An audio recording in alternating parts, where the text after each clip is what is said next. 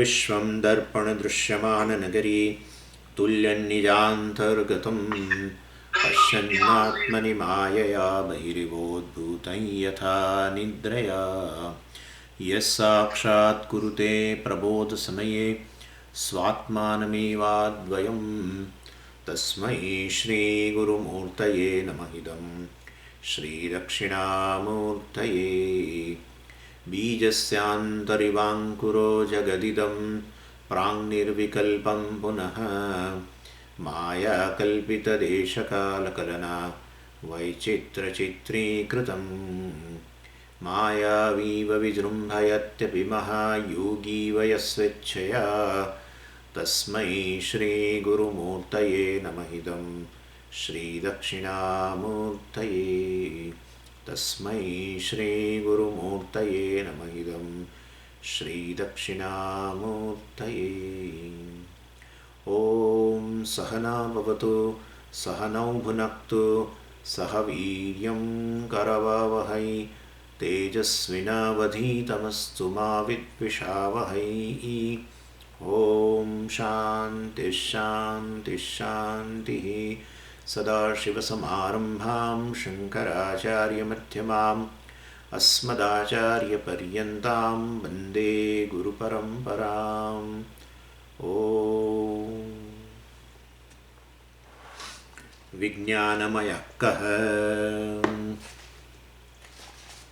बुद्धिर्ज्ञानेन्द्रियपञ्चकम् मिलित्वा यो भवति स विज्ञानमयः कोशः. Even though we have seen this, but I would like to add some more information and try to give a little more clarity about this particular kosha.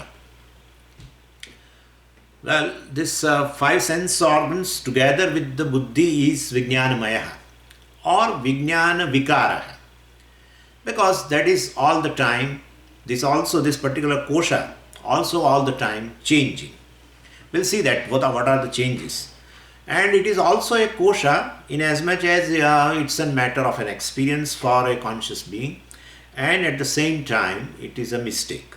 And therefore, since it covers as though the nature of Atma or the self as such, and therefore we call it as a kosha.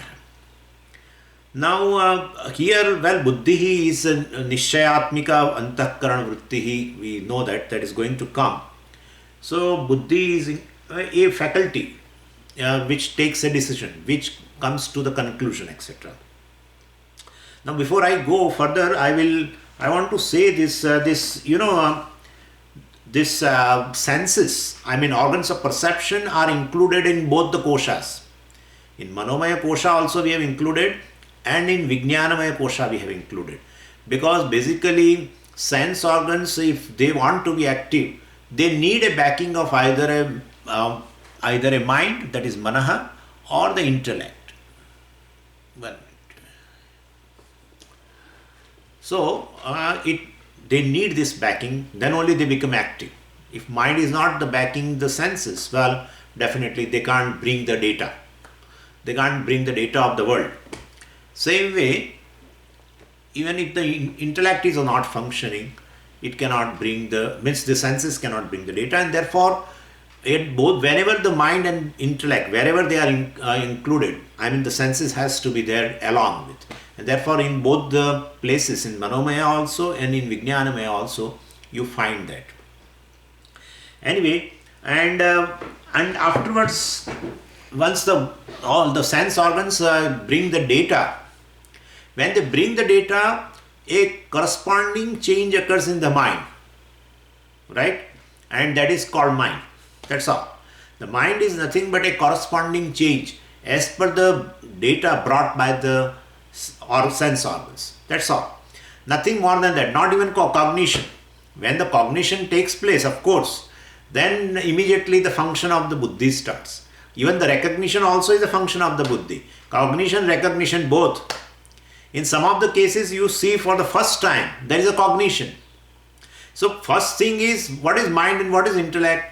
So only thing is, when the eye brings the data, I brings this particular data means this form, etc. Well, into the mind, and the mind also correspond change occurs, right? And that is mind, and immediately cognition occurs. This is an object.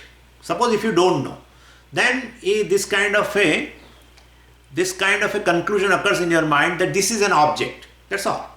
So that is called buddhi. That's a function of the buddhi. And you say this is not object, but you say this is pen. It is recognition. That's also buddhi. So this is the difference. Either it is a recognition, either it is a cognition. Well, definitely it's a function of a buddhi, because it's a decision. It is an object. That's a decision. So there are conclusion, let us say, and definitely that is buddhi. Or you say this is pen. Well, that's also recognition. You already have cognized it before, but now you recognize it again, and so that is called again cognition again. So that is called buddhi. Anyway, so this is the difference between the two. And manomaya also we have, and we have included manomaya not just the corresponding change as per the data of the sense organs.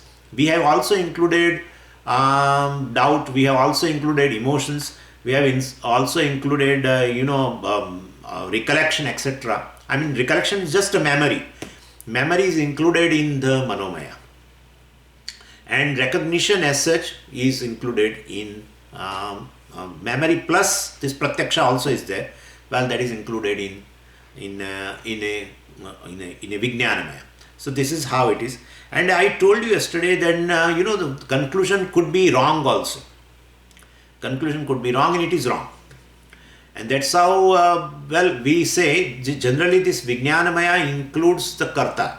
Karta also means it's a decision. Decision of what? Decision of myself.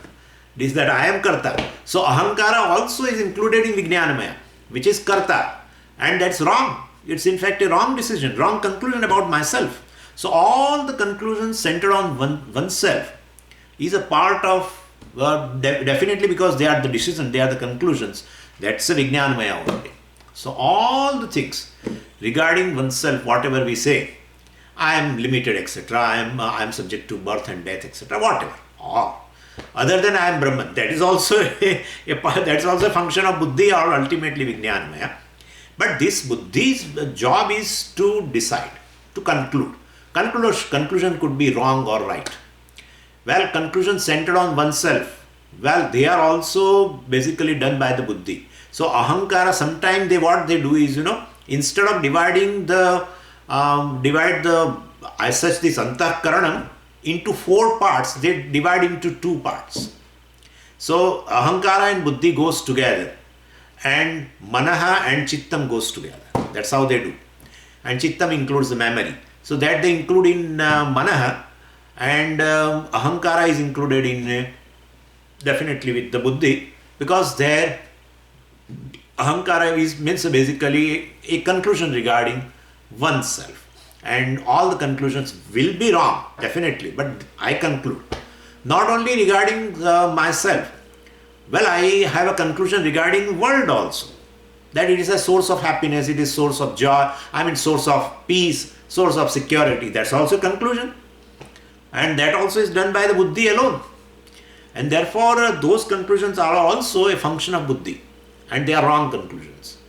The judgments are wrong regarding self, regarding world, etc., regarding Ishvara also could be.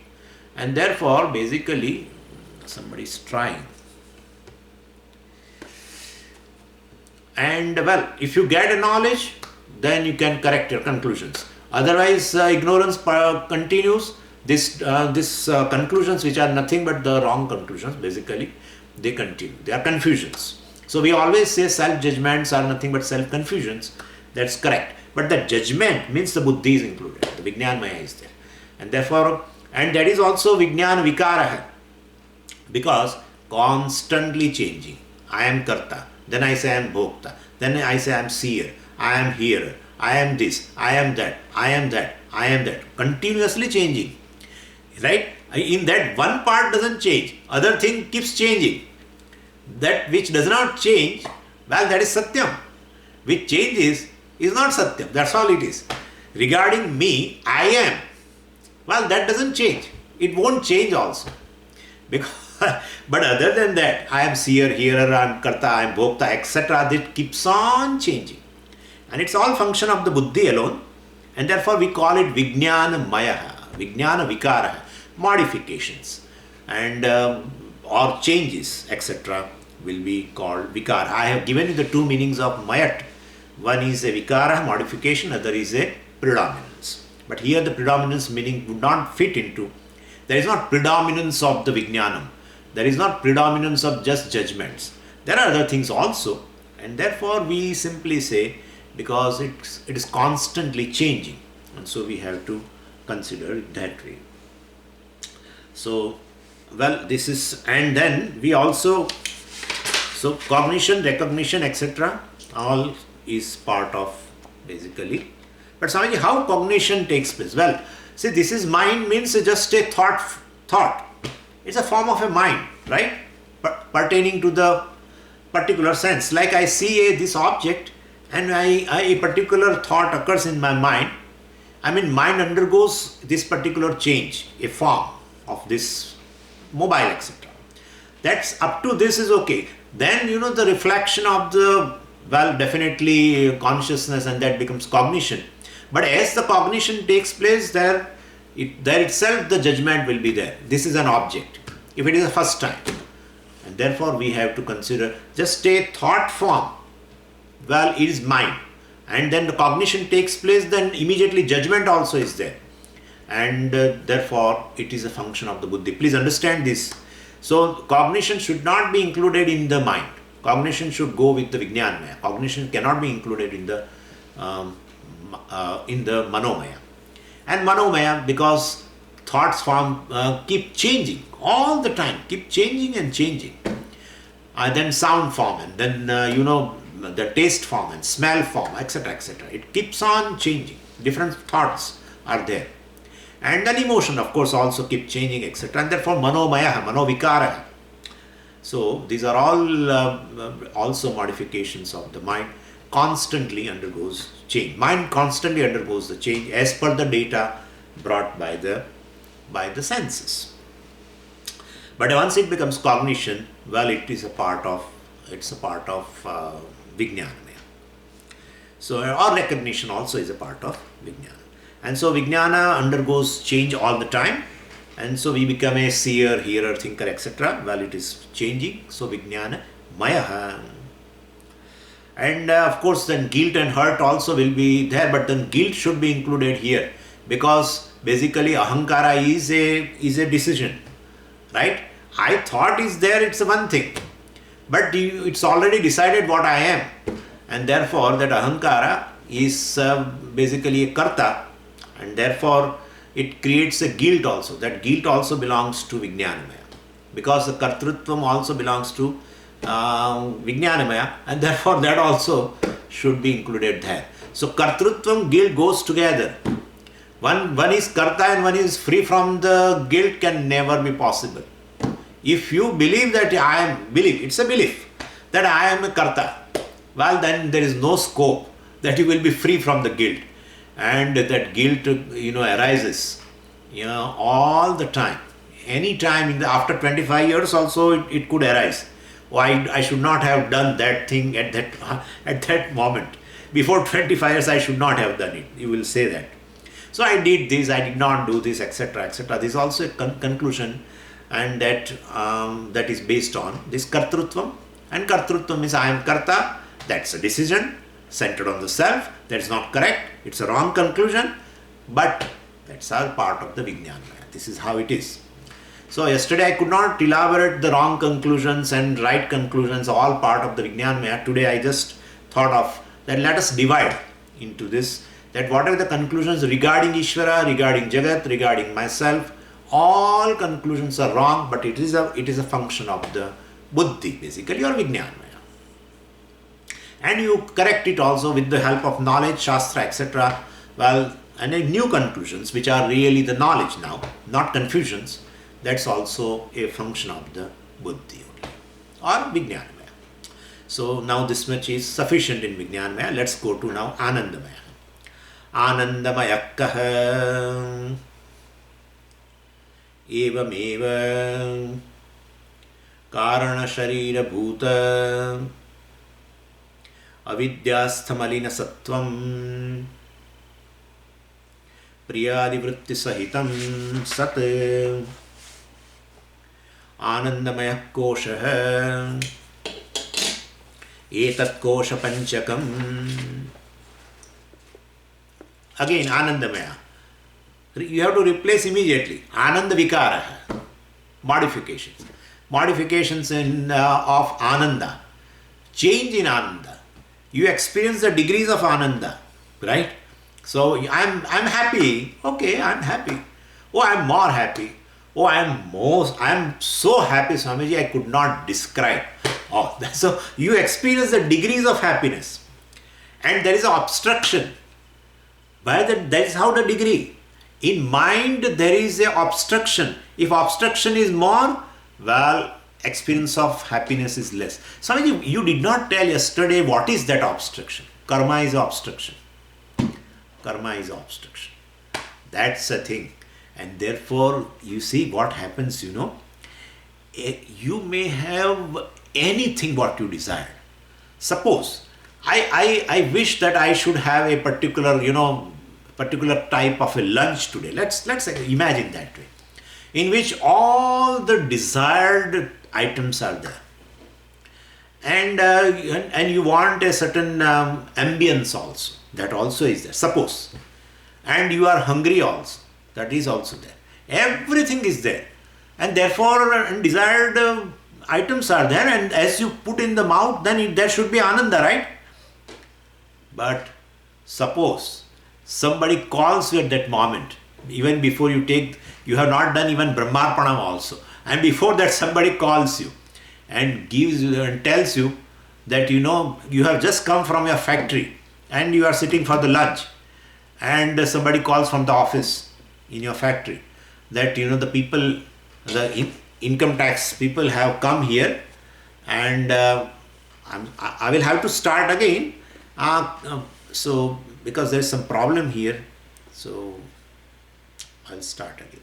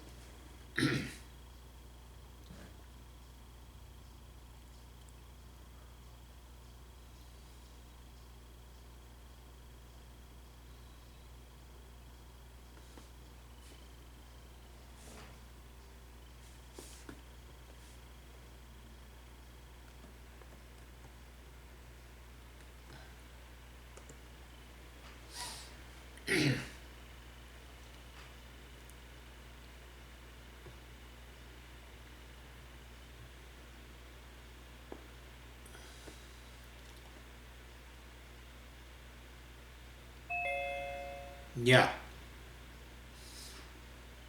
Are you able to listen to me?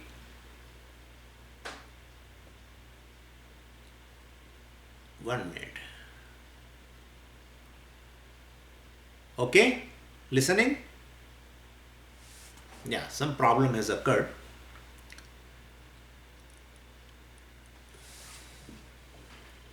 Anyway, so I was talking about the obstructions, and I was giving this example.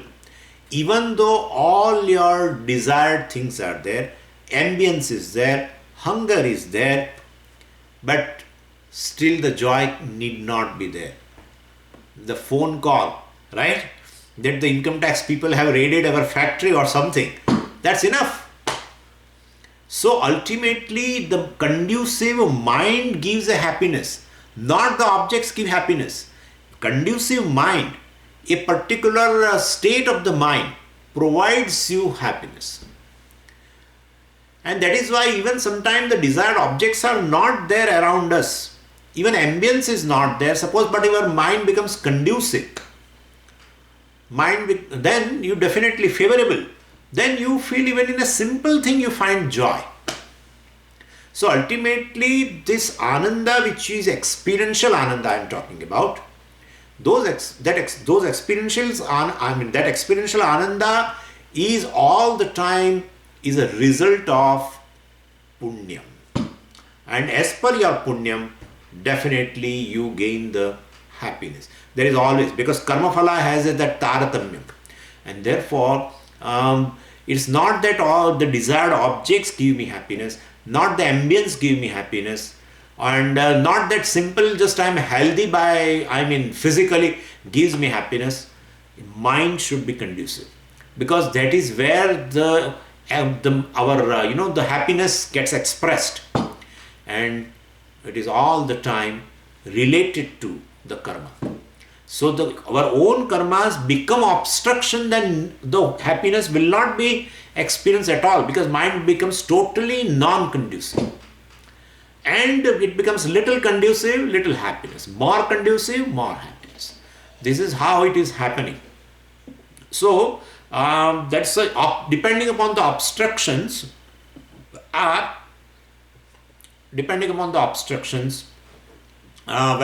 you experience ananda. That's experiential ananda is like this. Any experience is basically karma phala. That's all it means. Any experience is karma phala. Sukha dukkha sakshatkaraha bhogaha. So bhoga means an experience. And bhoga in terms of either unhappiness or even happiness will be definitely depending upon this. And Anandamaya, in which you experience this, right? Happiness. And therefore Anandamaya should include what? Bhoktrutva. And therefore Bhoktrutvam, which is a very basic, most basic person, that is there here, that is included in our Anandamaya. It's a basic ego. Ego means that ahankara, the essence of the ahankara ultimately in this way is bhokta alone. Of course, the truth of the ahankara is nothing but the Satchidananda, but here ahankara's the most basic thing, the innermost thing in the ahankara is this bhoktrutva. And definitely, and we also discussed yesterday this bhoktrutvam, in which there is this bhokta has a will. The Vijnanamaya Kosham is the bhokta has a will, but doesn't have much choices. That's how. That's the reason.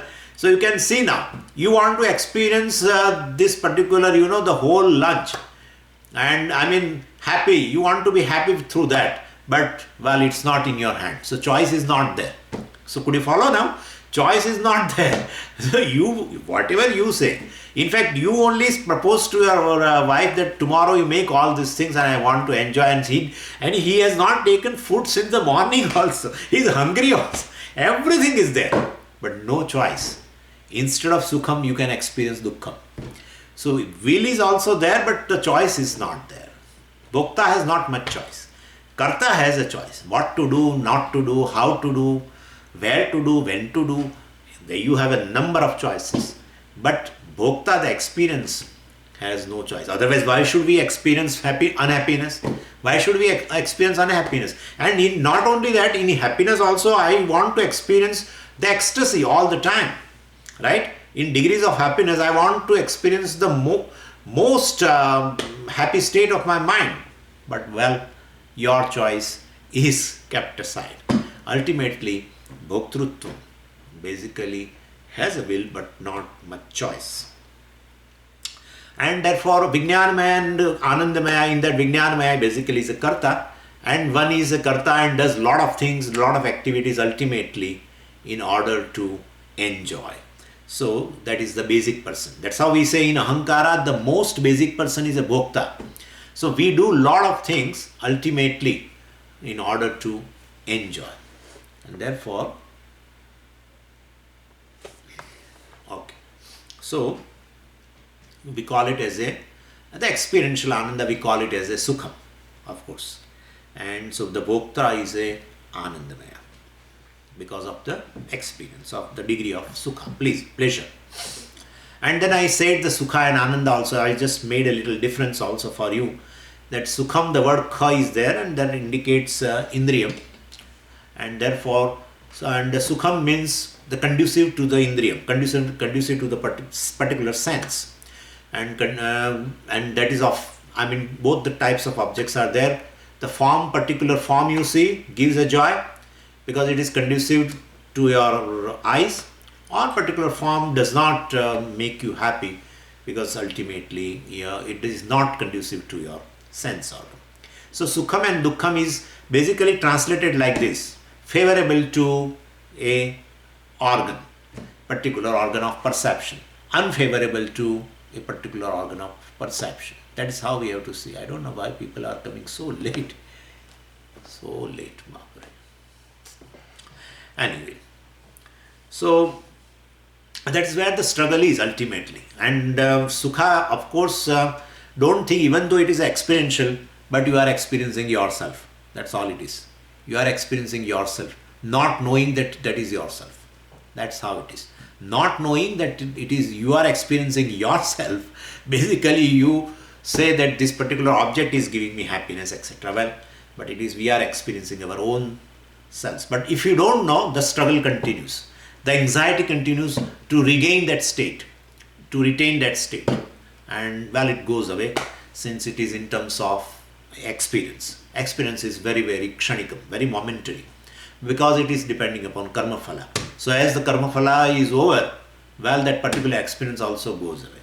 And that is how we are saying that ultimately, if you don't know yourself, even though you are experiencing happiness in a particular state of the mind, but if you don't know, the struggle continues. Like, and I have given you example, the sugar crystal wants to retain the sweetness, not knowing that I am sweetness. That's how it is. And therefore, basically, all these are based upon self-ignorance. And therefore, definitely it indicates it is kosha. That's all. It indicates it is a kosha.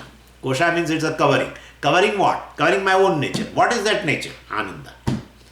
And so, our own Ananda is experienced by ourselves in terms of Sukha, etc. in the mind. And of course, that is dependent upon karma. Well, so these are the 5 levels where we commit mistakes. And so all these are koshas. Now then, what is Atma? Atma is not any of this. Negation is first, right? And then it is going to come. Atma tarhikaha sachidanand swarpaha, it will come. But first negation. We have done negation at all the levels. I mean, in all the prakriyas we have done. Right? We have done, I am not Sula Sharira, I am not Sukshma Sharira, I am not this Sharira, Karana Sharira, that we have also done. Sula Sukshma Karana Sharira Vyatiriktah, Panchakosha Atitah, etc. etc. We have, so right now we are seeing Panchakosha Atitah. But before that also we have seen Avasthatraya Sakshi, etc. also.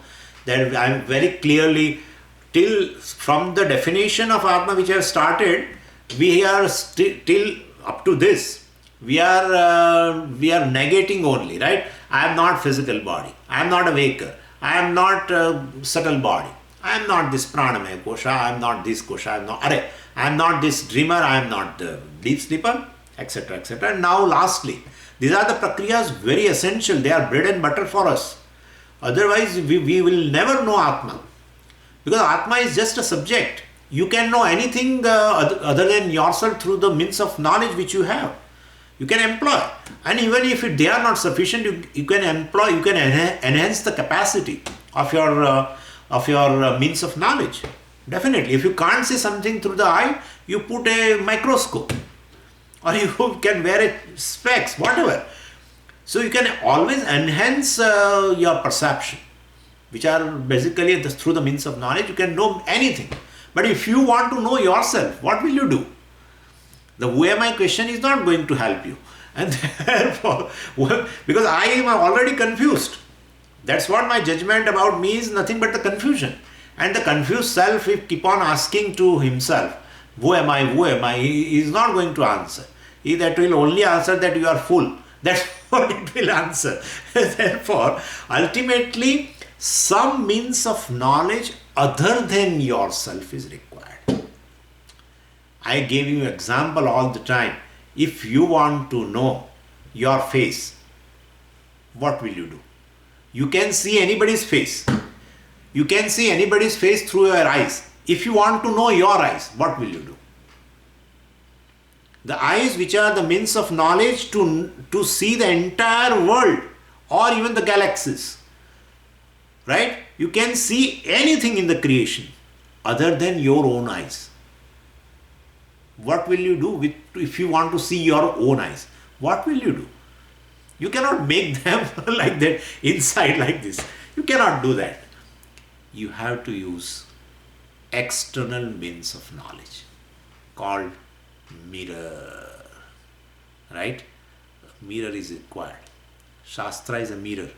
Whenever you are seeing in the Shastra, you are seeing yourself. That's how it is. Then Shastra is a mirror. Then what is the role of a teacher? You are telling it's a package. Whenever Shastra comes, Guru comes free.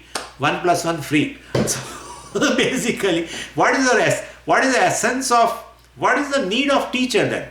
If I am able to see myself in the Shastra, which is a mirror, well, he has to hold that mirror in a particular way. Then you are able to see. And therefore, if a shining surface is on this side, right, then he has to hold this side only. If he hold like this, well, you can't see. So how to hold the mirror so that you can see clearly yourself? That is the job of a teacher. So all the meanings of the Shastra, I mean, pertaining to, of course, regarding yourself, but they have to be unfolded properly. How he unfolds? Through this Shariratraya Vivekaha, Panchakosha Atitaha, Avastatraya Sakshi. He employs all these methods and make you see yourself. So this is how the prakriya is, and therefore here also Atma is not any of these Panchakoshas. For that there is a sentence in the text. Madiyam Shariram Madiyaha Pranaha Madiyam Manasya Madiya Buddhihi Madiyam Ajnanam Iti Svena Eva Jnayate Tadyatha Madiyatvena Jnatam Kataka Kundala Grihadikam Sasmad Bhinnam Tatha Panchakoshadikam Madiyatvena Jnatam Atmana Bhavati. See, this is a very, very long sentence. I am breaking it into 3 parts. First is, it starts with Yatha. Yatha indicates an example. Tatha indicates a illustration. Tatha indicates a illustrated. Drashtanta, Dashtanta. Yatha Madiyatvena Jnatam Kataka Kundalaka Gruhadikam Swasmad Bhinnam Atma na Bhavati. Yatha Madiyatvena Jnatam Kataka Kundalaka Grihadikam. Madiyatvena. Madiya, you replace word Madiya by Mama. It's simple. Mama means my. M-Y. So Mamatvam means of mine. Mama means my. Mamatvam means of mine. Madiya is equal to Mama is equal to my. Madiyatvam is equal to Mamatvam is equal to of mine, etc. So basically here it is told, so Yatha Madiyatvena Jnatam Kataka Kundalaka Grihadikam, etc. So just as this, the word is given here, Kataka. Kataka means a bracelet. And then Kundalam. Well, I have to start again the computer. There is some problem here.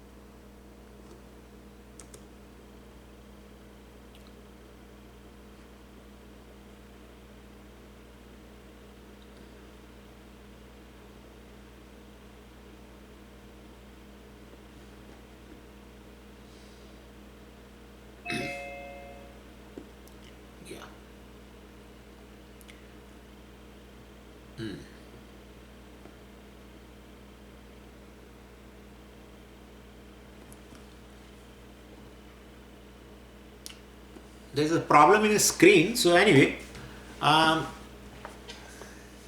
what I was telling is yatha madiyattvena jnatam kataka kundala gruhadikam swasmat bhinnam. So just as this bracelet, earring and gruham, house, etc. Adikam, adi padartha, etc. Swasmat bhinnam, well, different from oneself.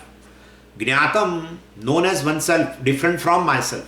So just as bracelet, etc., earring, house, etc., known as mine, madhyatvena jnatam, known as mine, swasmat bhinnam, different from oneself. Same way, so too, for that you have to search for a word tatha, and tatha is there. So you see there, tatha is there. So tatha, etc. So, well, panchakoshadikam madhyatvena jnatam atmana bhavati. Tatha panchakoshadikam. So then that which is composed of these 5 sheets, well, that is also madhyatvena jnatam. That is also known by oneself indeed. And it is, how do you know? Different from oneself. Well, and they are, therefore they are not atma.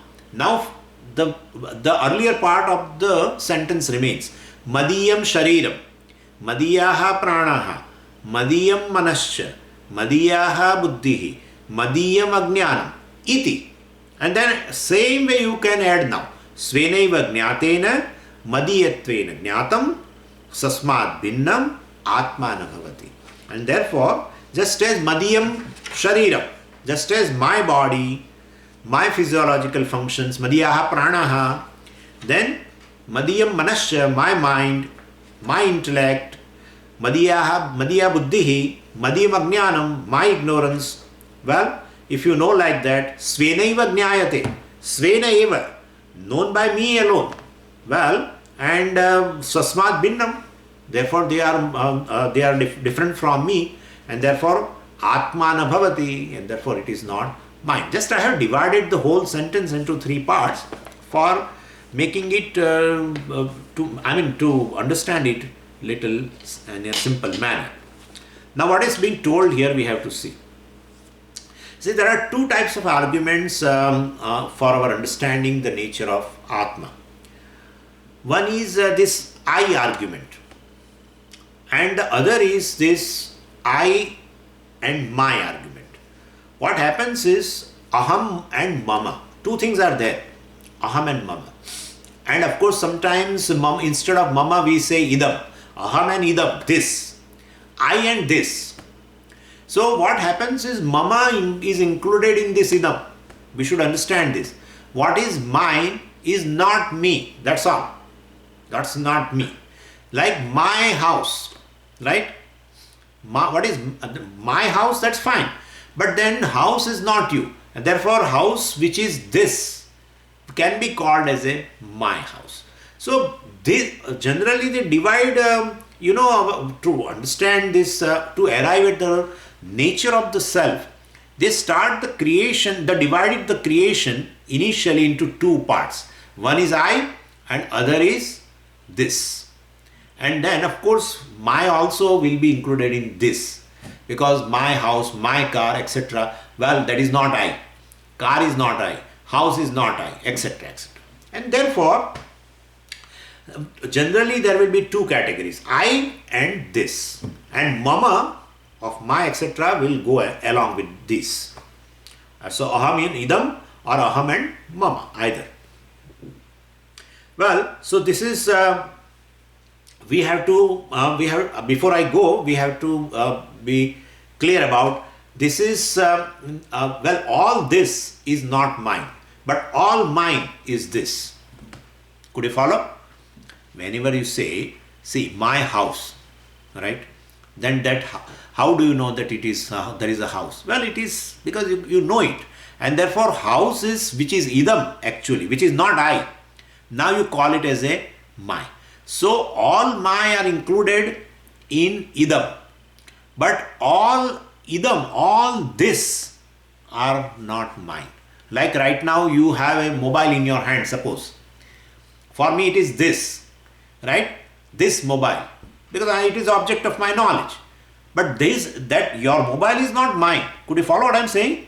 And therefore all mine are included in idam, but all idam cannot be included in mine. Like your house, then definitely that house which is object of knowledge for me, but I cannot tell it is my house. Could you follow? And therefore this is the difference we have to know. Only this much difference is enough. So every this is not mine, but every mine is this. Okay, enough.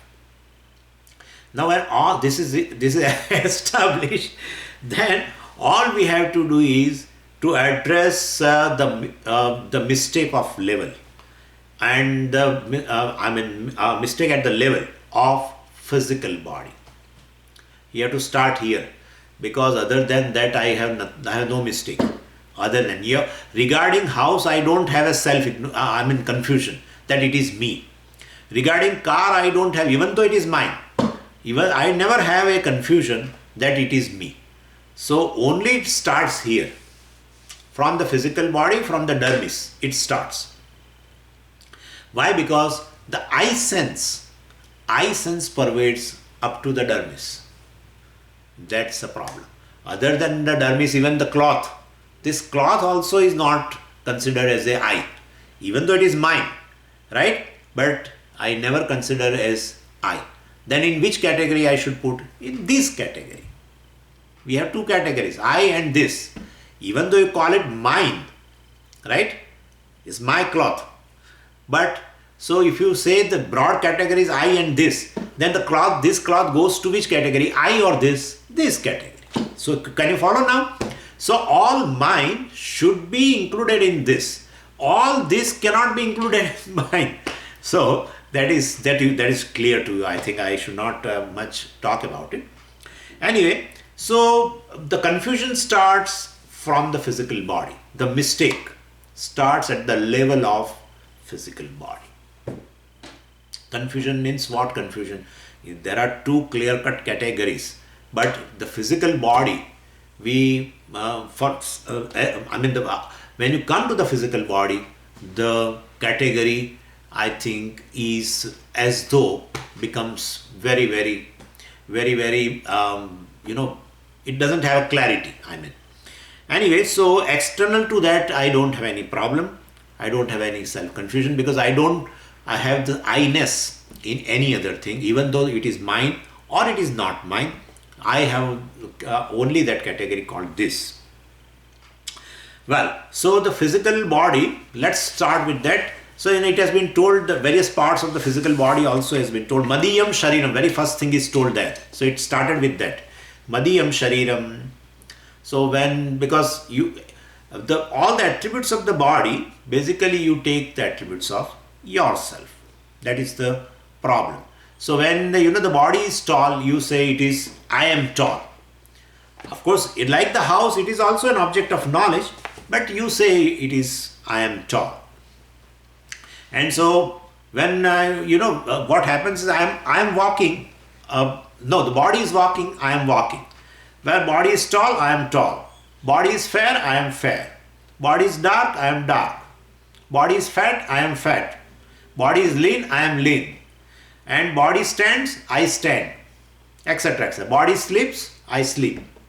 So body is lying down, I say I am lying down. So this is how it is. So definitely there is a confusion. Why? But what is the confusion? That's a reality. That's not reality. There is a confusion there. There is a self-confusion.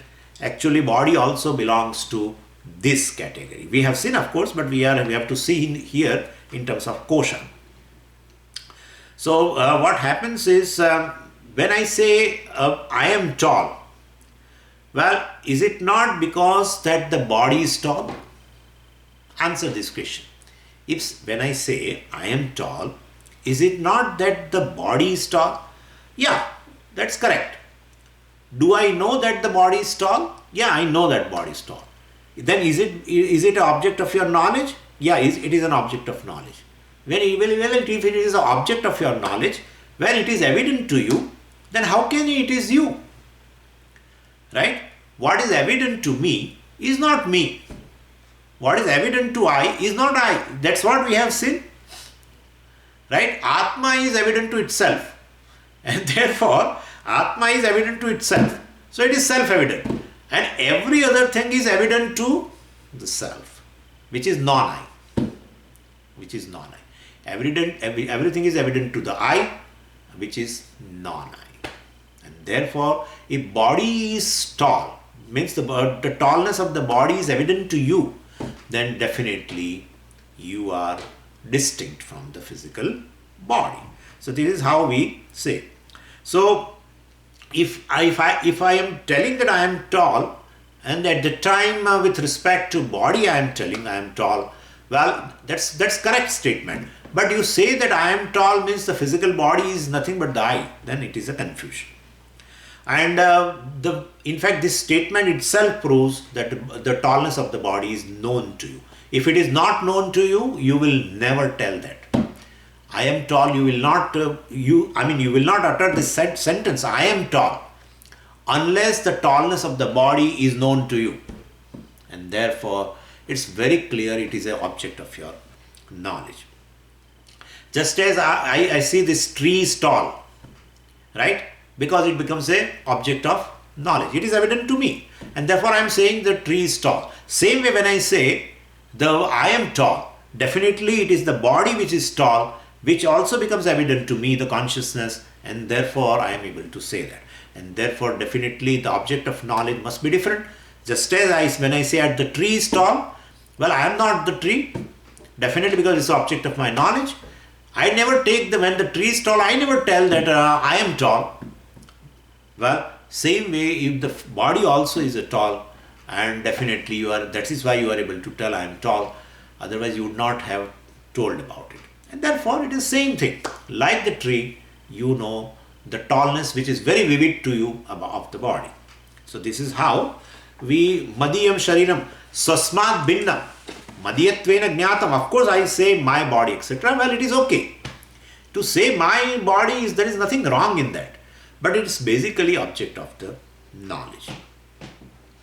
And then Puja Swamiji generally discuss, few more things. We used to discuss this. I am tall, well, we are not questioning that sentence. Because if I am enlightened, well, then also I am going to use the same sentence. I am tall. Right. But then I am, basically, it is not a wrong statement. If you know with respect to my physical body, I say I am tall. That's a correct statement. With respect to your physical body, I am tall. With respect to my physical body, I say I am tall. Well, that's a statement of an enlightened person. And statement of the ignorant person is I am tall. He don't say with respect to physical body, because for him there is no difference between the physical body and the self. Correct? With respect to my memory, well, I am a sharp, etc., whatever, or I am not sharp, whatever. So with respect to, when you say, you are taking it as a object. And so Swamiji says that a enlightened person will never say the body is tall. When somebody asks to enlightened person, what's your height? He would not say the body is 5 feet 8 inches. He would not say like that. So this is a very snobbish attitude. You say I am tall, but in your understanding, even you won't say that with respect to my physical body, I am 5 feet 8 inches. That kind of a thing you will not say. Jnani will not say like this. A dambhi, snobbish person, he will tell like this. To such a person, he has come from somewhere, and you ask, where are you from? That basically he has come from India. No, he said, I don't have any place. I am all pervading. This kind of a statement, he knows that he has come from India, the body which was there in India, everything that is in his understanding. So for him it has become an object. But he would not use it that way. That the body has come right now from the India. Body has sat yesterday evening from the Delhi airport, and he would not tell. It's very, very typical. Nobody would like to communicate with such person. Are you hungry? Yeah, my body is feeling hungry. Of course, it is prana, but I don't say that it is prana. But I am feeling hungry means when you say I am hungry, well, you feel that everyone feels that he is a ignorant guy, and therefore to make himself as a wise person, to show himself as a wise person, he will tell, this body is feeling hungry right now. This kind of a statements are not proper. So I am tall, well, we should not question. Well, but if in your understanding I am tall means the physical body is tall is not there, then we have to question. The body is tall, I am not tall. After knowing now you say with respect to my body, I am tall. That's a correct statement. Clear? This is a correct statement. So with reference to his physical body, and if we understand like that, well, we can still say that I am tall, etc. And if you don't know, if you don't understand this, well, there is a mistake in the statement. And so we are correcting that mistake. And so tallness, of course, is an attribute imposed upon attributeless Atma. That's how the mistake occurs. And well, Atma does not have any kind of a tallness. And why? Because the physical body is a clear, very clear object of the knowledge. Very clear. So vivid. Compared to any other object of knowledge, this being so near that you have a very clear knowledge of about your body. Well, and then it is said, Madiyam pranaha, my hunger, my thirst, my senses, etc. And Madiyam pranaha. So in pranaha you have to include two things. Hunger, thirst, that is a mukhya prana. Principal prana. Prana, pana, vyana, udana, samana. And senses also, because senses are called pranaha in a shastra, in Upanishad. And that's called gauna prana. A subsidiary. Why? But why senses are called prana? Because without the mukhya prana, the senses cannot function. That is why. And that's how there is a story in a Chandogya Upanishad and in a Brihadaranyaka Upanishad. There is a story regarding the supremacy of the mukhya prana. Supremacy, pranasya jeshtatvam, pranasya shresthatvam. Prana is a shrestha. Because once it happened that way, there was some quarrel. Because everyone is functioning here. When everyone functions, that kind of a notion can arise that my role or my contribution is highest in sustaining the body. And therefore there was a fight between the senses and the prana. And then prana, well, then they have decided, there was a resolution that let's go for 1 year from this place. Everyone. First, let's say our eyes will go for 1 year, and still the body is sustained. Then, it has no contribution which cannot be replaced. Without eyes, one can function definitely, and therefore, like that, all the senses have gone. And one after the other for 1 year. And when they returned, they found that the body is still alive and functioning.